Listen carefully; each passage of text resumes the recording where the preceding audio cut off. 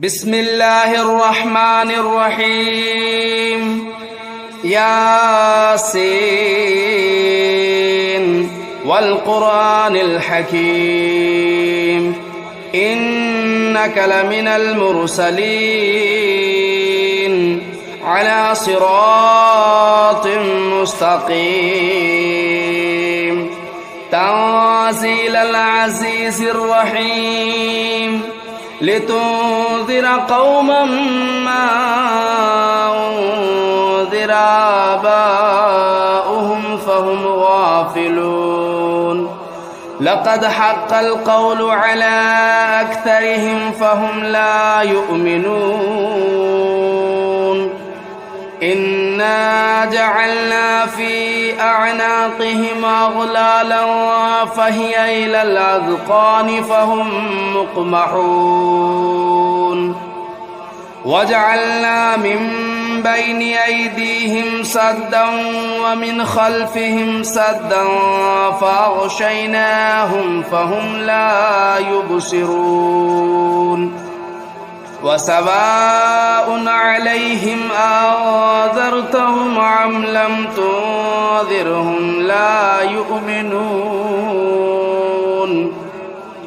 إنما تنذر من اتبع الذكر وخشي الرحمن بالغيب فبشره بمغفرة وأجر كريم إنا نحن نحيي الموتى ونكتب ما قدموا وآثارهم وكل شيء أحصيناه في إمام مبين واضرب لهم مثلا أصحاب القرية إذ جاءها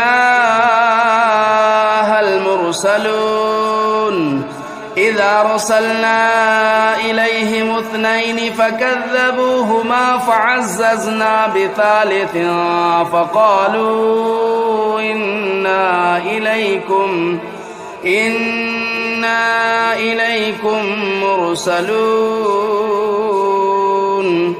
قالوا ما أنتم إلا بشر مثلنا وما أنزل الرحمن من شيء إن أنتم إلا تكذبون قالوا ربنا يعلم إنا إليكم لمرسلون وما علينا إلا البلاغ المبين قالوا إنا تطيرنا بكم لئن لم تنتهوا لنرجمنكم وليمسنكم منا عذاب أليم قالوا طائركم معكم أئن ذكرتم بل أنتم قوم مسرفون وجاء من أقصى المدينة رجل يسعى قال يا قوم اتبعوا المرسلين اتبعوا من لا يسألكم أجرا وهم مهتدون وما لي لا أعبد الذي فطرني وإليه ترجعون أتخذ من دونه آلهة إن يردني الرحمن بضر لا تغن عني شفاعتهم شيئا ولا ينقذون إني إذا لفي ضلال مبين إني آمنت بربكم فاسمعون قيل ادخل الجنة قال يا ليت قومي يعلمون بما غفر لي ربي وجعلني من المكرمين وما أنزلنا على قومه من بعده من جود من السماء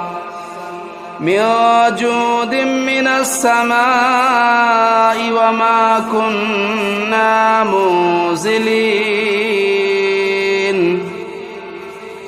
إن كانت إلا صيحة واحدة فإذا هم خامدون يا حسرة على العباد ما يأتيهم من رسول إلا كانوا به يستهزئون ألم يروا كم أهلكنا قبلهم من القرون أنهم إليهم لا يرجعون وإن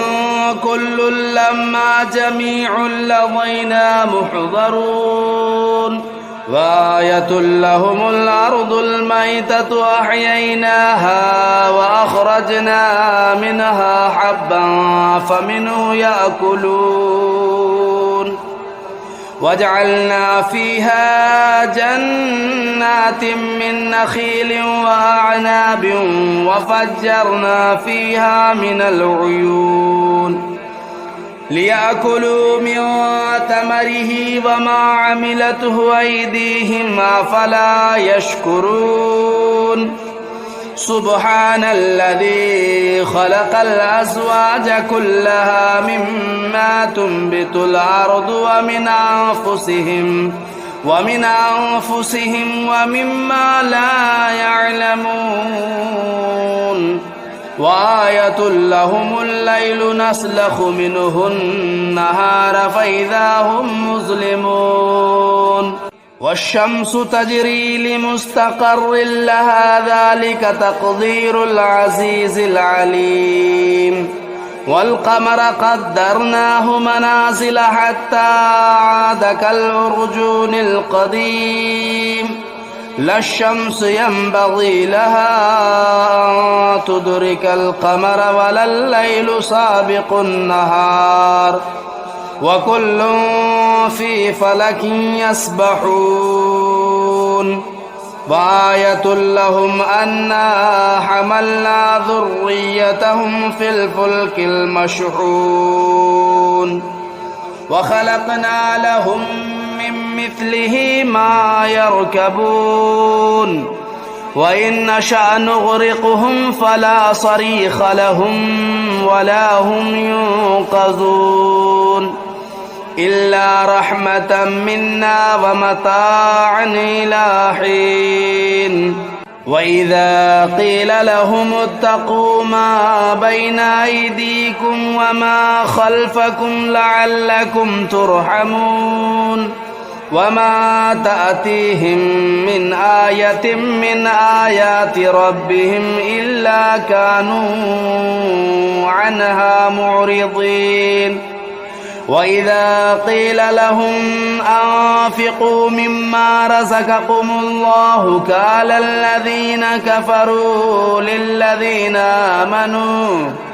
قال الذين كفروا للذين آمنوا ونطعم من لو يشاء الله أطعمه إن أنتم إلا في ضلال مبين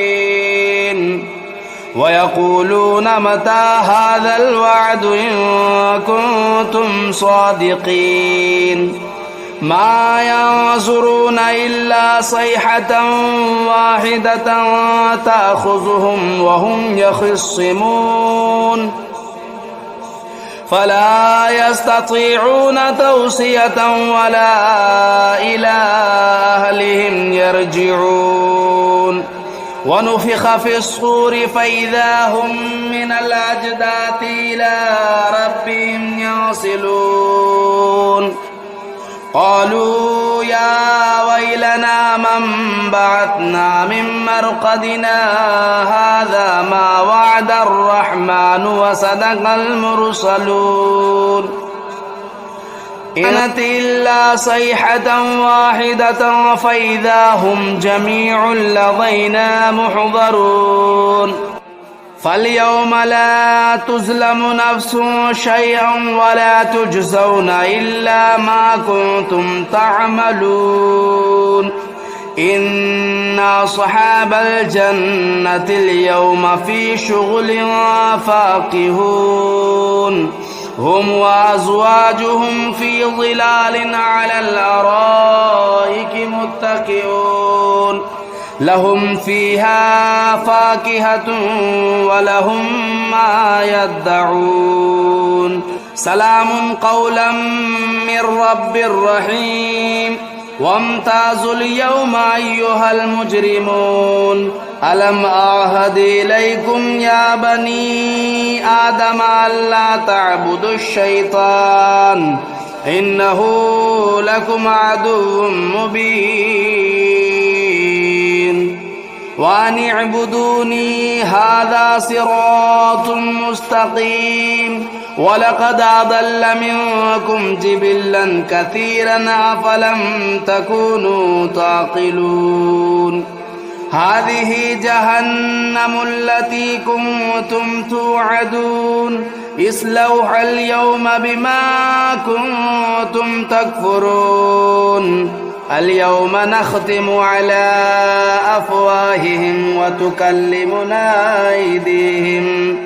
وتكلمنا أيديهم وتشهد أرجلهم بما كانوا يكسبون ولو نشاء لطمسنا على أعينهم فاستبقوا الصراط فأنى يبصرون ولو نشاء لمسخناهم على مكانتهم فما استطاعوا مضيا ولا يرجعون ومن نعمره ننكسه في الخلق أفلا يعقلون وما علمناه الشعر وما ينبغي له إن هو إلا ذكر وقرآن مبين لينذر من كان حيا ويحق القول على الكافرين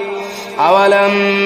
يروا أنا خلقنا لهم مما عملت أيدينا أنعاما فهم لا مالكون وذللناها لهم فمنها ركوبهم ومنها يأكلون ولهم فيها منافع ومشارب أفلا يشكرون واتخذوا من دون الله آلهة لعلهم ينصرون لا يستطيعون نصرهم وهم لهم جند محضرون فلا يحزنك قولهم إنا نعلم ما يسرون وما يعلنون أولم ير الإنسان أنا خلقناه من نطفة فإذا هو خصيم مبين وضرب لنا مثلا ونسي خلقه قال من يحيي العظام وهي رميم قل يحييها الذي أنشأها أول مرة وهو بكل خلق عليم الذي جعل لكم من الشجر الأخضر نارا فإذا أنتم منه توقدون أوليس الذي خلق السماوات والأرض بقادر على أن يخلق مثلهم بلى وهو الخلاق العليم إنما أمره إذا أراد شيئا أن يقول له كن فيكون فسبحان الذي بيده ملكوت كل شيء وإليه ترجعون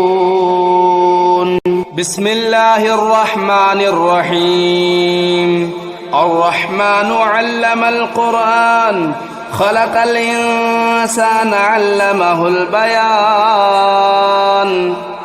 الشمس والقمر بحسبان والنجم والشجر يسجدان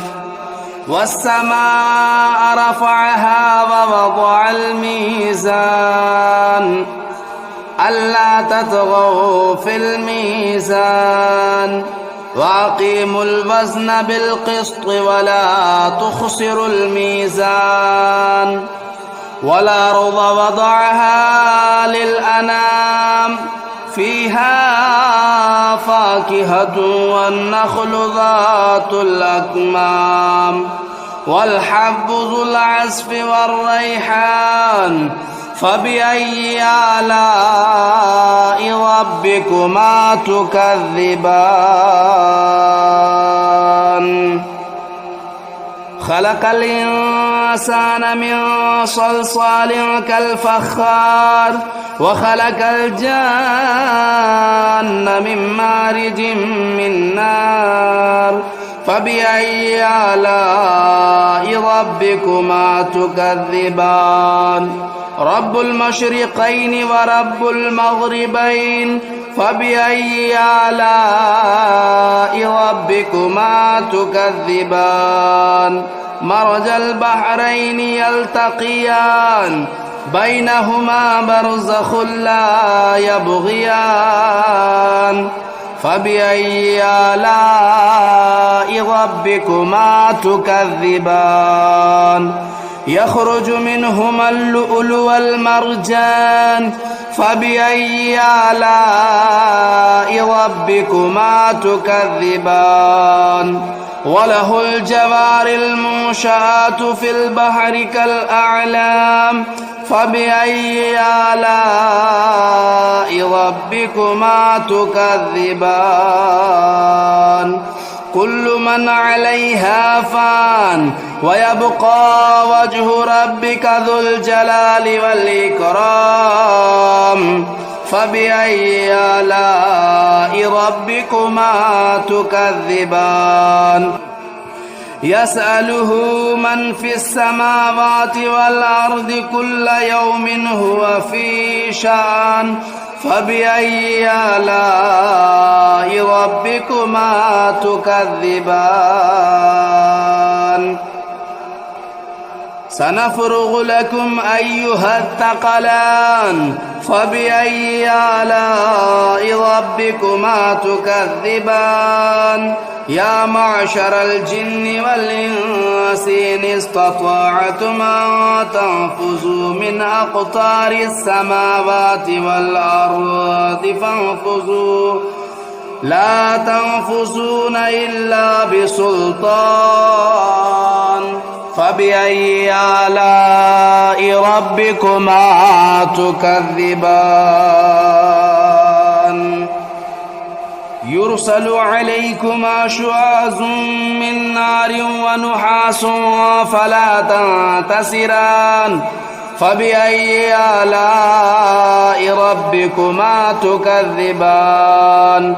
فإذا انشقت السماء فكانت وردة كالدهان فبأي آلاء ربكما تكذبان فيومئذ لا يسأل عن ذنبه إنس ولا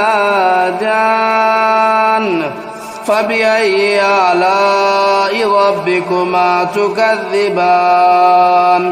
يعرف المجرمون بسيماهم فيؤخذوا بالنواصي والأقدام فبأي آلاء ربكما تكذبان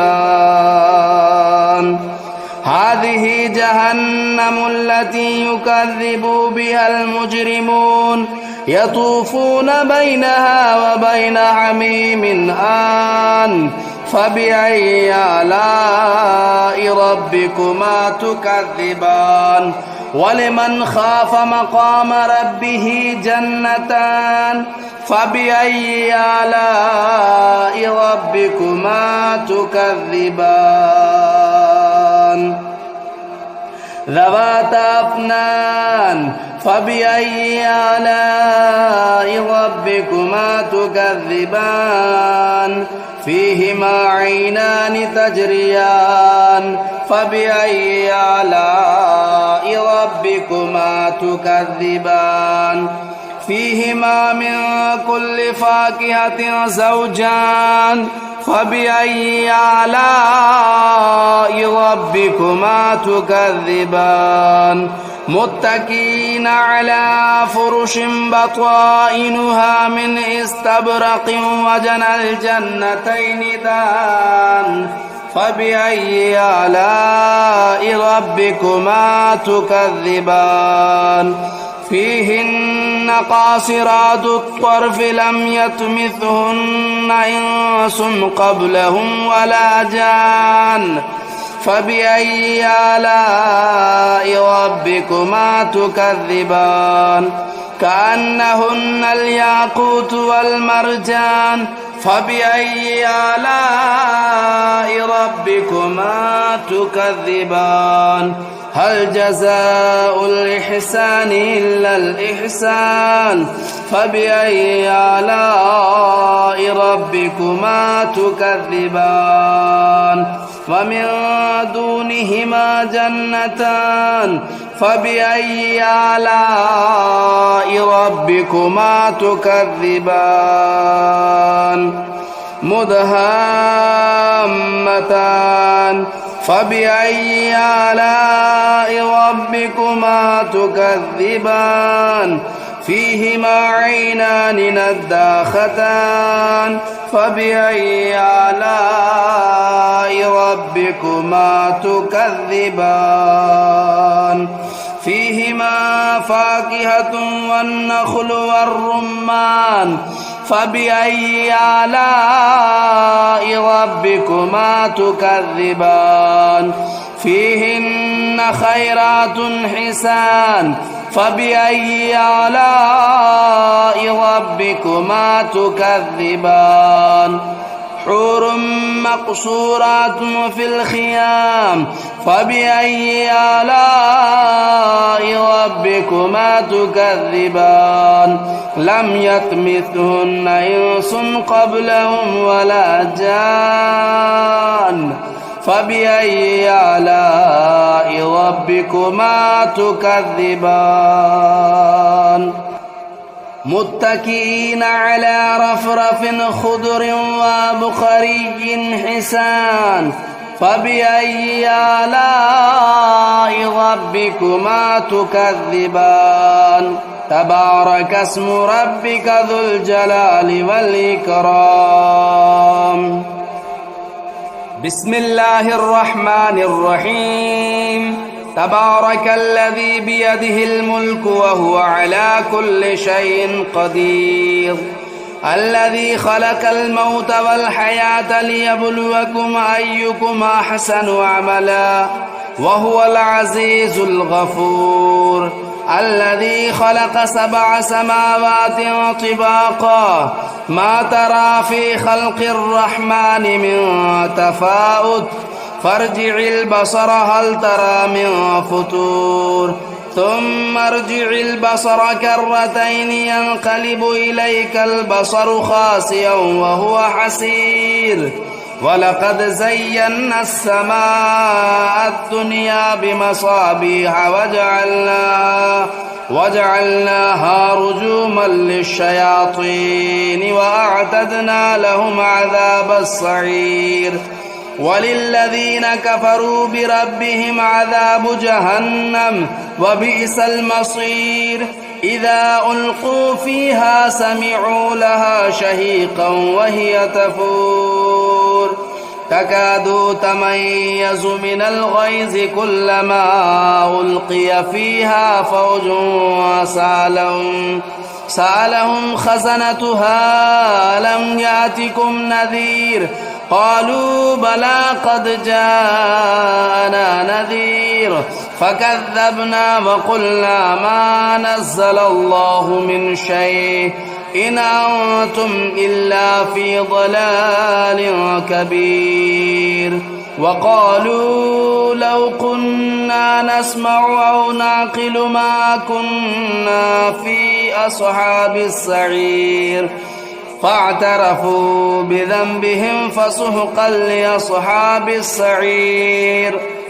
إن الذين يخشون ربهم بالغيب لهم مغفرة وأجر كبير وأسروا قولكم أو اجهروا به إنه عليم بذات الصدور ألا يعلم من خلق وهو اللطيف الخبير هو الذي جعل لكم الأرض ذلولا فامشوا في مناكبها وكلوا من رزقه وإليه النشور أأمنتم من في السماء أن يخسف بكم الأرض فإذا هي تمور أم أمنتم من في السماء أن يرسل عليكم حاصبا فستعلمون كيف نذير ولقد كذب الذين من قبلهم فكيف كان نكير أولم يروا إلى الطير فوقهم صافات ويقبضن ما يمسكهن إلا الرحمن إنه بكل شيء بصير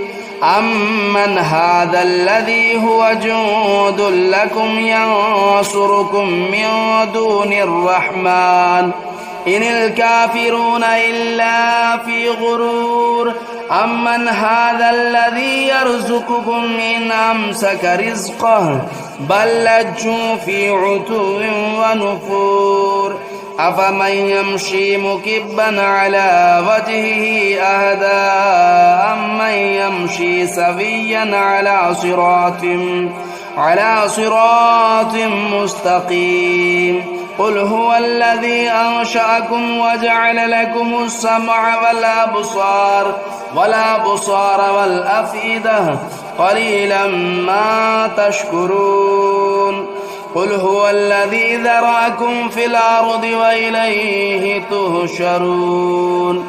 ويقولون متى هذا الوعد إن كنتم صادقين قل إنما العلم عند الله وإنما أنا نذير مبين فلما رأوه زلفة سيئت وجوه الذين كفروا وقيل هذا الذي كنتم به تدعون قل أرأيتم إن أهلكني الله ومن معي أو رحمنا فمن يجير الكافرين من عذاب أليم قل هو الرحمن آمنا به وعليه توكلنا فستعلمون من هو في ضلال مبين قل أرأيتم إن أصبح ماؤكم غورا فمن يأتيكم بماء معين